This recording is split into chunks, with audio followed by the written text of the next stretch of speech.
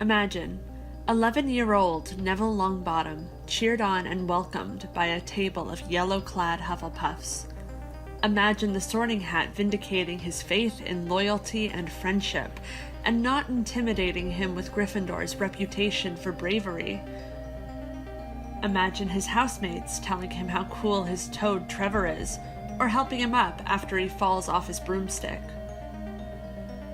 Imagine one of the older Hufflepuffs reminding him to go back to his dorm to grab his robe as soon as his Remembrall glows red.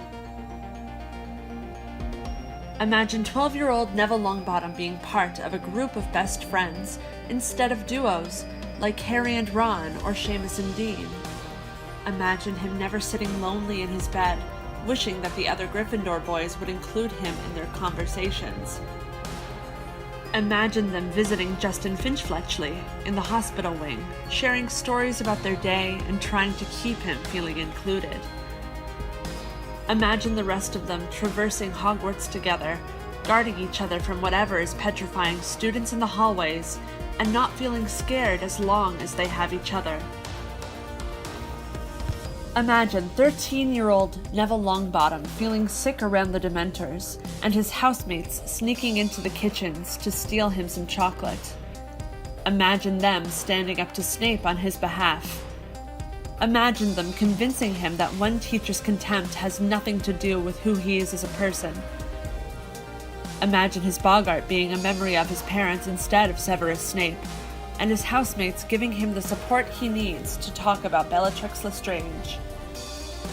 Imagine him not feeling as though he has to hide his past in order to seem brave. Imagine 14-year-old Neville Longbottom looking up to Cedric Diggory as an example of Hufflepuffs being not only loyal, but also courageous and strong. Imagine his housemates suggesting that he and Hannah Abbott attend the Yule Ball together, and Hannah saying it would be fun. Imagine them cheering on Cedric together and supporting one another after he dies. Imagine 15-year-old Neville Longbottom joining the DA and befriending Harry as an equal rather than the sad, lonely boy from his dorm room. Imagine Neville becoming better at spells, and his housemates not reacting to it in shock, but rather commending him on his hard work. Imagine Neville Longbottom standing up to Umbridge, not because he wants to impress the other Gryffindors, but because the way she treats students isn't fair. Imagine Susan Bones healing his hand with Murtlap essence after he'd spent an evening writing lines with Harry Potter, the two of them learning together what it means to be a martyr. Imagine Hannah Abbott going to St. Mungo's with him, and Neville introducing her to his grandparents as his girlfriend. Imagine Alice Longbottom giving Hannah a gum wrapper. Imagine Neville not feeling alone and embarrassed when Harry, Ron, and Hermione find him there, no longer alone. Imagine 16-year-old Neville Longbottom feeling terrified after Bellatrix Lestrange escapes from Azkaban prison, and Ernie Macmillan threatening to tear her apart if she dares come anywhere near Hogwarts. Imagine Ernie helping his classmates to study for the Newts, and Neville getting the best grades of his life. Imagine Neville Longbottom invited to join the Slug Club and turning it down because he doesn't need that kind of vindication. Imagine him inviting Luna to hang out with the rest of his housemates, and the group of them eating candies from the kitchens, while Luna tells amazing stories about creatures they've never heard of before. Imagine Neville feeling so included that he's empowered to make his friends from other houses feel the same way that he does now. Imagine 17-year-old Neville Longbottom staying at Hogwarts and protecting the other students from the Carrows, not because he's one of the few Gryffindors led to lead them, but because he's the student most prepared and most willing to do so.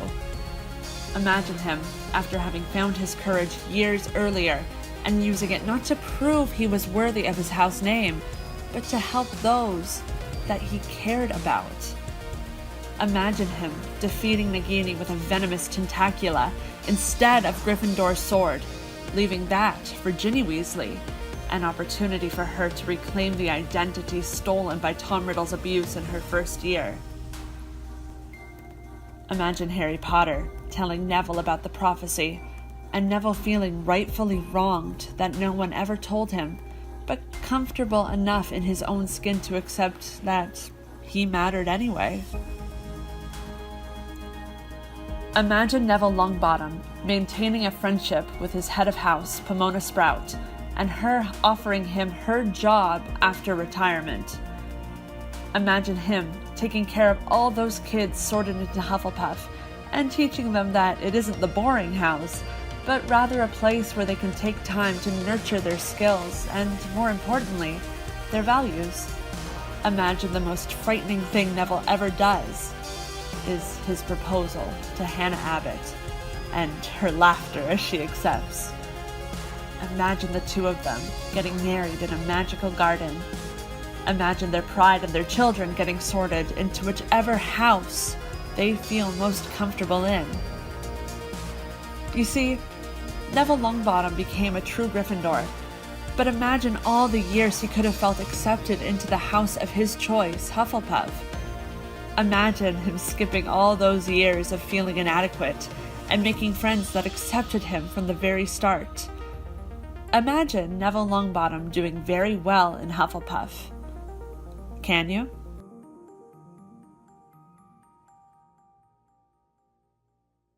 Hi everyone! Guess which Hogwarts house I'm in?